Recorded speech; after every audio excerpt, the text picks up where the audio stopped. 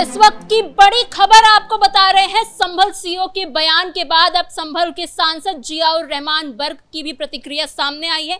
उन्होंने अपने social media platform x पर पोस्ट किया और लिखा कि ऐसा बयान शर्मनाक है और दुर्भाग्यपूर्ण है। प्रशासन से ऐसे भाषा की उम्मीद नहीं है। वहीं दूसरी तरफ रमजान के जुम्मे की नमाज के लिए पूरा प्रदेश हाई अलर्ट पर है। इस पर और जानकारी के लिए मेरे साथ मौजूद है मेरे सहयोगी नवेंदु सर, एक तरफ जियाउर रहमान बर्क की जो प्रतिक्रिया आई है, उन्होंने कहा है कि प्रशासन से ऐसी भाषा उम्मीद नहीं की जा सकती। संविधान सबको बोलने का हक देता है, तो ऐसे में अगर कोई अपनी भावनाएं व्यक्त कर रहा है, रो रहा है, तो इससे प्रशासन को क्या तकलीफ है? देखिए, संविधान सबको सब अधिकार देता है। इसका मतलब खुलेआम गाली दीजिए, लोगों को मारिए, पीटिए। मतलब आप देखिए कि जियाउर रहमान बर्क की बेशर्मी कि आपके ऊपर आरोप है कि आपने संभल में दंगे भड़काए हैं। उसके बाद आप प्रशासन को यह समझाएंगे कि प्रशासन को किस भाषा का इस्तेमाल करना चाहिए नहीं। कुलदीप कुमार ने ऐसा क्या कह दिया जो मुसलमानों के पेट में इतना दर्द हो रहा है? उन्होंने मुसलमानों का नाम थोड़ी लिया। उन्होंने कहा कि खामनेई समर्थक जिनको यहां मन नहीं लग रहा है, जिनके अब्बू के मौत के बाद बहुत ज्यादा वो लोग बेचैन परेशान हैं, तो आप लोग चले जाइए, जहाज यहां से जा ही रहा है। तो इस बयान को लेकर जियाउर रहमान बर्क का बयान सामने आता है और यहां पर सिर्फ और सिर्फ पॉलिटिक्स की जाती है। वो भी बयान कब आता है? आज देखिए, जुम्मे की नमाज है, रमजान का महीना चल रहा है और पूरा यूपी हाई अलर्ट पर है। संभल हो, काशी हो, अयोध्या हो, लखनऊ हो, हर जगह पर पुलिस प्रशासन पैनी नजर गड़ाए बैठी है। सुरक्षा व्यवस्था के पुख्ता इंतजाम किए गए हैं। ऐसे में जियाउर रहमान बर्क को अभी अपने रोजा इफ्तार पर ध्यान देना चाहिए। इस तरीके की बयानबाजी लोगों को गुमराह करती है। अगर ईरान में खामनेई की मौत होती है, आप छाती पीटते हैं, पीटिए, भारत का संविधान आपको थोड़ी रोक रहा है। लेकिन जिस तरीके से बार बार खामनेई प्रेम सड़कों पर देखने को मिल रहा है, वो कई सवाल खड़े करता है। इनको उन लोगों को समझाना चाहिए था जो कि पोस्टरबाजी कर रहे हैं। आज फिर से एक बार खामनेई के समर्थक लखनऊ में सड़कों पर उतरे हैं। महिलाएं, बच्चे शामिल हैं। ट्रंप और नेतन्याहू के पोस्टरों को पैर से रौंदा जा रहा है, गालियां दी जा रही हैं और पुलिस प्रशासन को मशक्कत करनी पड़ रही है। यानी आप देखिए किस तरीके से अभी रामनवमी का त्योहार आने वाला है, उससे पहले एक अलग ही नैरेटिव तैयार किया जा रहा है।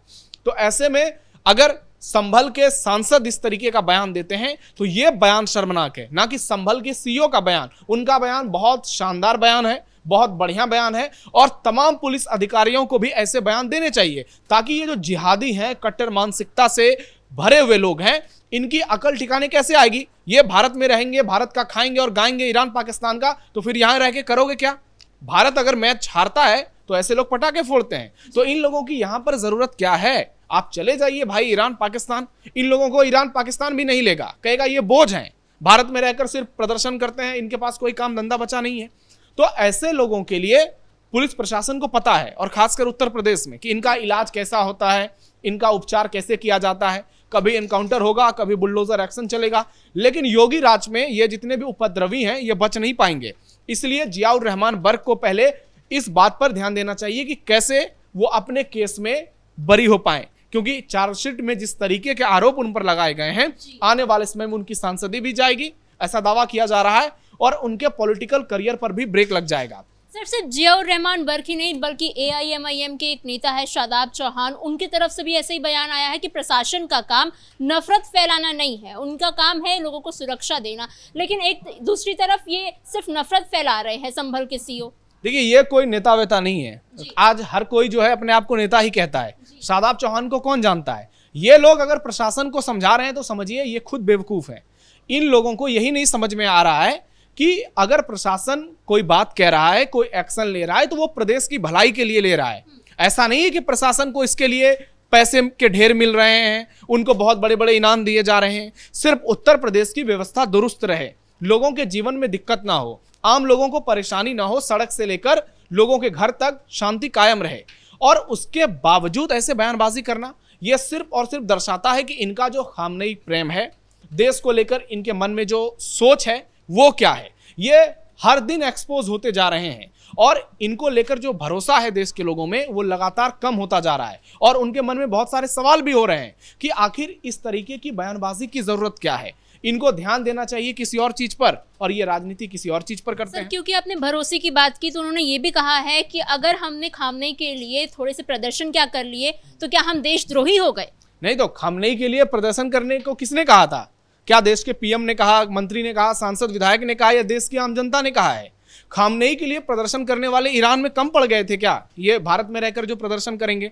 और इतना ही अगर प्रदर्शन करने की इच्छा है, अंदर से उबाल मार रहा है, तो जरा पहलगाम के आतंकियों के खिलाफ प्रदर्शन कीजिए।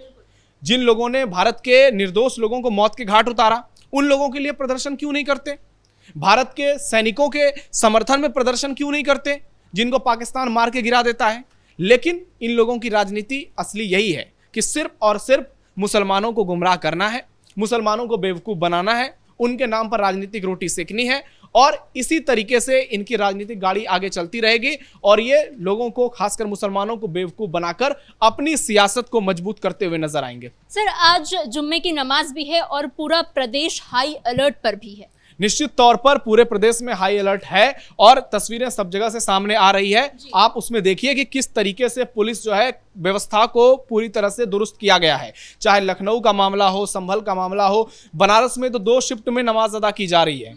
मुख्यमंत्री योगी आदित्यनाथ का एक बयान भी सोशल मीडिया पर वायरल हो रहा है, जिसमें वो साफ साफ कह रहे हैं कि कोई भी भीड़ जमा नहीं करेगा, अराजकता नहीं फैलाएगा, जरूरत पड़ेगी 1 शिफ्ट में, 2 शिफ्ट में, 3 शिफ्ट में, 4 शिफ्ट में नमाज पढ़ो, लेकिन किसी तरीके की हुड़दंगबाजी नहीं होनी चाहिए। और वाराणसी में तो लगातार एसपी जो है अतुल अंजान, वो खुद उन्होंने मोर्चा को संभाला हुआ है और वो घायल हैं, उसके बावजूद सड़क पर उतरे हुए हैं ताकि जो व्यवस्था है शांति बरकरार रह पाए और आम लोगों को दिक्कत ना हो। उसी तरीके से लखनऊ में भी पुलिस प्रशासन लगातार चुस्ती दिखा रही है और ये सड़कों पर जो खामनेई समर्थक उतरे हैं उनको भी ये बताया जा रहा है, ये समझाया जा रहा है कि प्रदर्शन कायदे में रह के करिए, क्योंकि अगर फिर से हजारों की तादाद में लोग सड़क पर उतरेंगे तो आम लोगों को दिक्कत होगी, सड़क जाम होगी। और जुमे की नमाज पर वैसे ही उत्तर प्रदेश में देखा जाता है कि कई बार लोग सड़क पर उतर जाते हैं। लेकिन खबर तो यही आ रही है कि नमाज के बाद लखनऊ में बड़े तादाद में ये प्रदर्शन फिर से होने वाला है। नहीं, नमाज के बाद प्रदर्शन हो रहे हैं, ऐसा नहीं है कि प्रदर्शन आगे चलकर फिर नहीं होंगे, ये प्रदर्शन हो रहे हैं और ये होते रहेंगे। लेकिन आप देखिए कि वो प्रदर्शन किस तरीके से पुलिस ने उसको कंट्रोल किया है, कैसे उसमें हुड़दंगबाजी को बंद कर दी गई है। हालांकि बहुत सारे वीडियोस निकलकर सामने आ रहे हैं, आज भी महिलाएं शामिल हैं, बच्चे शामिल हैं और वो खामनेई को अपना रहबर बता रहे हैं, कह रहे हैं कि खामनेई के साथ अमेरिका ने गलत किया, इजराइल ने गलत किया, इसलिए ट्रंप के पोस्टर पर जूते चप्पल तक मारे जा रहे हैं। तो इससे आप समझ सकते हैं कि यह प्रदर्शन रुकने वाला नहीं है। लेकिन इन प्रदर्शनकारियों को भी मालूम है कि ये कायदे में रहेंगे तो फायदे में रहेंगे। प्रदर्शन करना ठीक है, अपनी जगह प्रदर्शन कीजिए, लेकिन जो उत्पात मचाया जाता था जुमे की नमाज पर पहले उत्तर प्रदेश में, चाहे वो सपा के शासनकाल में हो या उसके पहले, अब वो चीज देखने को नहीं मिलती, क्योंकि इनके भीतर योगी मॉडल का डर बरकरार है। इनको लगता है कि अगर ये उपद्रव करेंगे तो फिर योगी पुलिस इनका इलाज करेगी, और किस तरीके से इलाज करेगी इसकी बहुत सारी तस्वीर योगी आदित्यनाथ की सरकार में यूपी की जनता ने देखी है और कई बार सोशल मीडिया पर भी वीडियोस वायरल हुए हैं जिसमें प्रदर्शनकारियों का तगड़ा इलाज किया जा रहा है। सर, ये जो लगातार प्रदर्शन हो रहे हैं, ऐसे में कई नेताओं के बयान सामने आ रहे हैं। अखिलेश यादव भी लगातार मुख्यमंत्री योगी पे निशाना साधते हुए नजर आ रहे हैं। तो ऐसे में आगे आने वाले समय में यूपी की राजनीति में इन प्रदर्शनों का क्या प्रभाव पड़ने वाला है? देखिए, इस प्रदर्शन का क्या प्रभाव पड़ेगा। एक तरफ मुसलमान सड़क पर उतर रहे हैं, खामनेई का समर्थन कर रहे हैं, तो दूसरी तरफ हिंदू समाज में ये मैसेज जा रहा है कि ये तो योगी आदित्यनाथ का शासन है जो इस तरीके से व्यवस्थाओं को दुरुस्त किया गया है, नहीं तो दूसरी सरकार होती, सपा की सरकार होती, कांग्रेस की सरकार होती, तो वहां हिंदुओं के लिए सरवाइव करना बहुत मुश्किल होता। क्योंकि योगी आदित्यनाथ सत्ता में है, इसलिए हिंदू वोटर जो हैं वो एकजुट रहेंगे और इस प्रदर्शन का खामियाजा समाजवादी पार्टी को, कांग्रेस को, इन लोगों को भुगतना पड़ सकता है। क्योंकि जिस तरीके का नैरेटिव सेट किया जा रहा है, सड़क पर उतरकर लोगों को दिखाया जा रहा है कि मुसलमानों को बहुत पीड़ा हो रही है, बहुत दर्द हो रहा है, तो इससे हिंदू वोटरों का पोलराइजेशन होगा। और 2027 की लड़ाई में वैसे ही अखिलेश यादव काफी पीछे जा चुके हैं। जिस तरीके से अभी आपने देखा होगा वो लगातार बयानबाजी कर रहे हैं और योगी आदित्यनाथ पर निजी तौर पर हमले कर रहे हैं, वैसे ही अखिलेश यादव हर तरह से पीछे नजर आ रहे हैं। दूसरी ओर योगी आदित्यनाथ, आप उनको देख लीजिए, उनकी अगुवाई में सरकार कैसे लगातार काम कर रही है और लगातार बुलडोजर एक्शन देखने को मिल रहा है, एनकाउंटर की पॉलिसी देखने को मिल रही है और कानून व्यवस्था एक बड़ा मुद्दा है। जब चुनाव 2022 में हुए थे तो वहां कानून व्यवस्था के दम पर बीजेपी की दूसरी बार सरकार बनी थी, तो ऐसे में 2027 में भी एक बार कानून व्यवस्था फिर से सबसे बड़ा मुद्दा बनेगा और वहां योगी मॉडल को पेश किया जाएगा, बताया जाएगा कैसे योगी राज में उत्तर प्रदेश में तमाम लोग सुरक्षित हैं और किसी भी प्रदर्शनकारियों को उपद्रव मचाने की खुली छूट नहीं है, जो कि समाजवादी पार्टी के समय में देखने को मिलती थी। ऐसे में यह सुरक्षा व्यवस्था से जुड़ा मुद्दा है, जिसका सीधा सीधा फायदा बीजेपी को मिलेगा और इसका नुकसान समाजवादी पार्टी उठाएगी। जी सर, इन तमाम जानकारियों के लिए धन्यवाद। कुल मिलाकर जिस तरीके से हमने देखा कि संभल के सीईओ का एक बयान आता है, उसके बाद संभल के सांसद जियाउर रहमान की उस पर प्रतिक्रिया आती है, उस पर सियासत गर्मा जाती है, और दूसरी तरफ जुम्मे की नमाज अदा की जा रही है, जिसके लिए पूरा प्रदेश हाई अलर्ट पर है, जिसके बाद प्रदर्शन भी देखने को मिल सकते हैं। फिलहाल इस ब्रेकिंग में इतना ही। कैमरा पर्सन कुणाल के साथ मैं समीक्षा तिवारी, कैपिटल टीवी, उत्तर प्रदेश।